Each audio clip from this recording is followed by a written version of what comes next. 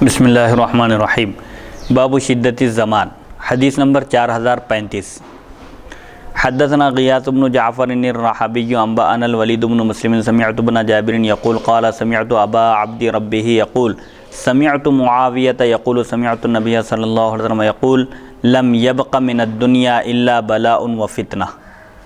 زمانے کی شدت سختی کا بیان۔ جیسے جیسے حضور اکرم صلی اللہ علیہ وسلم کے عہد مبارک سے دوری بڑھتی جائے گی اتنے ہی زمانے میں یعنی معاشرے میں خرابیاں اور بگاڑ پیدا ہوتا جائے گا۔ حضور اکرم صلی اللہ علیہ وسلم کا عہد مبارک سب سے بہترین زمانہ ہے۔ حضور اکرم صلی اللہ علیہ وسلم نے فرمایا خیر القرون قرنی، سب سے بہترین زمانہ میرا زمانہ ہے، ثم الذین یلونہم ثم الذین یلونہم، پھر صحابہ کا زمانہ، پھر تابعین کا زمانہ۔ یہ خیریت کا زمانہ ہے، بھلائی خیر اور اچھائی نیکی غالب تھی زمانے میں۔ پھر جیسے جیسے زمانہ آگے بڑھتا گیا حضور اکرم صلی اللہ علیہ وسلم کے مبارک زمانے سے لوگ دور ہوتے چلے گئے، برائیاں بڑھتی چلے گئی۔ معاویہ رضی اللہ عنہ فرماتے ہیں میں نے نبی کریم صلی اللہ علیہ وسلم کو ارشاد فرماتے ہوئے سنا دنیا سے صرف آزمائش اور فتنہ ہی باقی رہ گیا، یعنی اب جو زمانہ آتا جائے گا لوگوں کو صرف آزمائش ملے گی، فتنے اور خون خرابہ بگاڑ ہی پائیں گے لوگ۔ اچھا زمانہ جیسا کہ دیگر روایتوں میں ہے کہ حضور اکرم صلی اللہ علیہ وسلم نے فرمایا کہ ہر آنے والا زمانہ پہلے والے زمانے سے بدتر ہوگا۔ زمانے سے مراد زمانے والے لوگ مراد ہیں۔ صحابہ سے کسی صحابی سے لوگوں نے شکایت کی حجاج بن یوسف کے ظلم و ستم کی، تو آپ نے فرمایا کہ حضور صلی اللہ علیہ وسلم نے پیشن گوئی فرمائی تھی کہ ہر آنے والا زمانہ پہلے والے زمانے سے بدتر ہوگا۔ یہ حجاج کا ظلم و ستم ہے، آگے چل کر پھر اور بہتری آنے کے بجائے خرابی ہی آئے گی، بگاڑ ہی پیدا ہوگا، مصیبتیں ہی مصیبتیں ہوں گی۔ لہٰذا دنیا میں اب صرف آزمائشیں اور فتنے ہی باقی رہ چکے ہیں، اچھائیاں سب ختم ہو چکی، کیونکہ حضور اکرم صلی اللہ علیہ وسلم صحابہ اور تابعین کا بہترین زمانہ گزر چکا ہے۔ اب جو کچھ لوگ پائیں گے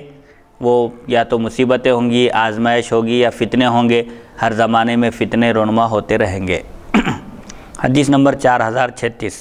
حدثنا ابو بکر بن ابی شیبۃ حدثنا یزید بن ہارون حدثنا عبد الملک بن قدامۃ الجمحی عن اسحاق بن ابی الفرات عن المقبری عن ابی ہریرہ قال قال رسول اللہ صلی اللہ علیہ وسلم سیأتی علی الناس سنوات خداعات یصدق فیہا الکاذب ویکذب فیہا الصادق ویؤتمن فیہا الخائن ویخون فیہا الامین وینطق فیہا الرویبضہ قیل وما الرویبضہ قال الرجل التافہ فی امر العامہ۔ ابو ہریرہ رضی اللہ عنہ سے روایت انہوں نے فرمایا رسول اللہ صلی اللہ علیہ وسلم نے ارشاد فرمایا لوگوں پر عنقریب چند دھوکہ دینے والے سال آئیں گے، یعنی ایک زمانہ ایسا آئے گا کہ جس میں لوگوں کو دھوکہ دیا جائے گا، جس میں جھوٹ بولنے والے کی تصدیق کی جائے گی اور سچ بولنے والے کو جھٹلایا جائے گا، اور خیانت کرنے والے کو امانت دار خازن بنایا جائے گا اور امانت دار کو خائن قرار دیا جائے گا۔ جو امانت دار ہوگا اس کو نظر انداز کر دیا جائے گا، اور جو مالی معاملات میں خرد برد کرنے والا ہے اس کو منتظم بنا کر بٹھا دیا جائے گا، امین بنایا جائے گا۔ اور اس زمانے میں اور اس سال میں کیا ہوگا، اور اس میں رویبضہ بولنے لگے گا۔ عرض کیا گیا یہ رویبضہ کیا ہے، تو آپ صلی اللہ علیہ وسلم نے فرمایا کہ پبلک کے معاملے میں، عوام الناس کے معاملے میں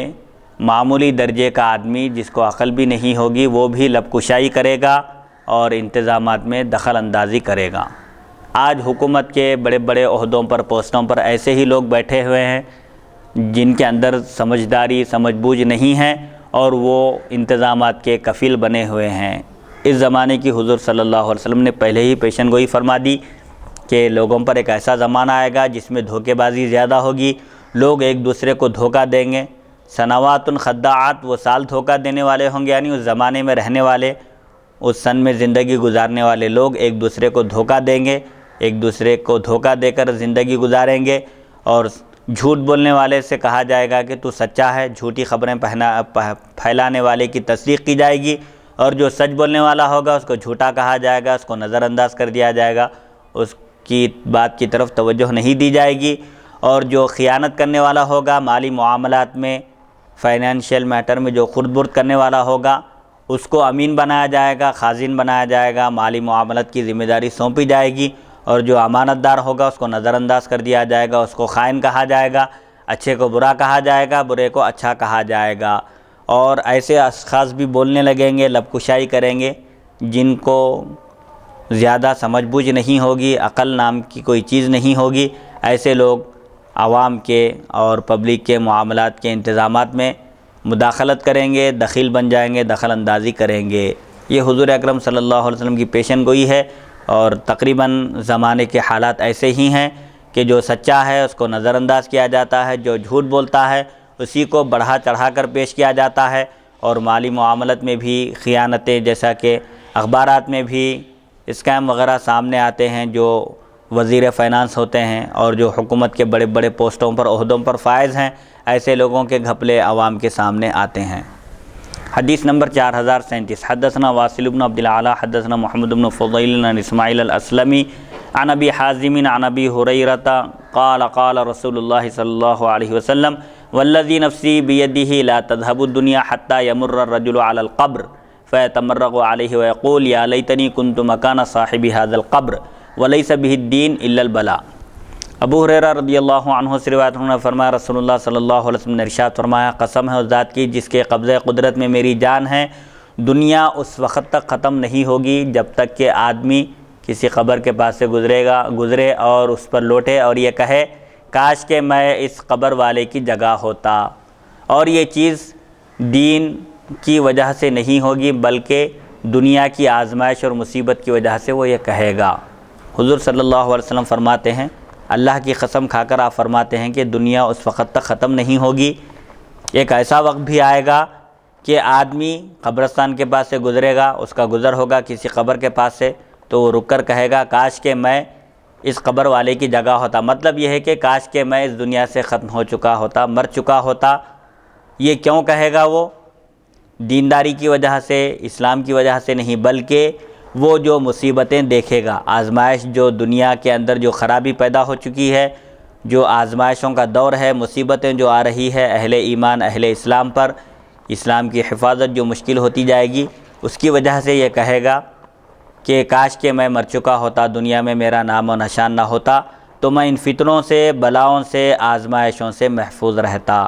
حدیث نمبر 4038، حدثنا عثمان بن ابی شیبہ حدثنا طلحۃ بن یحییٰ عن یونس عن الزہری عن ابی حمید یعنی مولا مصافع عن ابی ہریرہ قال قال رسول اللہ صلی اللہ علیہ وسلم لتنقون کما ينتقى التمر من اغفالہ فلیذهبن خیارکم ولیبقین شرارکم فموتوا ان استطعتم۔ ابو ہریرہ رضی اللہ عنہ سے روایت انہوں نے فرمایا، رسول اللہ صلی اللہ علیہ وسلم نے ارشاد فرمایا، ضرور بضرور تم کو صاف ستھرا کر دیا جائے گا، چھانٹا جائے گا، جیسا کہ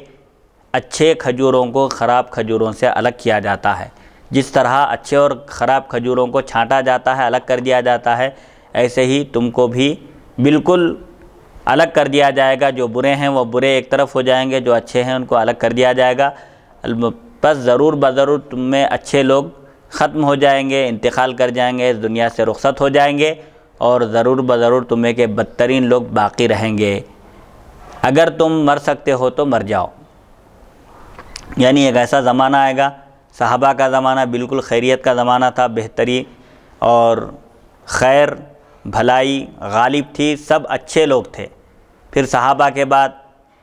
پھر جب فتنہ اور فساد شروع ہوا حضرت عثمان غنی رضی اللہ عنہ کی شہادت کے ساتھ، تو اچھے برے لوگ دونوں جمع ہو گئے۔ تو حضور فرماتے ہیں کہ اچھے لوگوں کو چھانٹ کر الگ کر دیا جائے گا۔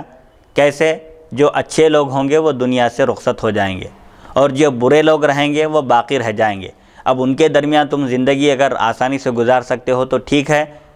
نہیں اگر فتنے میں مبتلا ہونے کا ڈر ہے، اندیشہ ہے، ایسے موقع پر مر جا سکتے ہو تو مر جاؤ۔ یعنی اللہ تعالیٰ سے دعا کرو کہ اگر ایمان کی حفاظت اور سلامتی اگر مشکل ہے، جیسا کہ روایتوں میں بھی ہے کہ موت کی تمنا کرنا منع ہے، البتہ اگر ضروری ہی ہو تو یہ دعا کریں، اللہم احیینی ما کانت الحیات خیرا لی وتوفنی اذا کانت الوفات خیرا لی۔ یعنی اے اللہ تو مجھے اس وقت تک زندہ رکھ جب تک کہ حیات میرے لیے زندگی بہتر ہو، اور مجھے اس وقت وفات دے دے جب میرے لیے وفات بہتر ہو۔ یعنی جس زمانے میں زندگی گزارنا اچھا ہے تو اس زمانے میں زندہ رکھ، اور اگر زمانہ ایسا آ جائے، حالات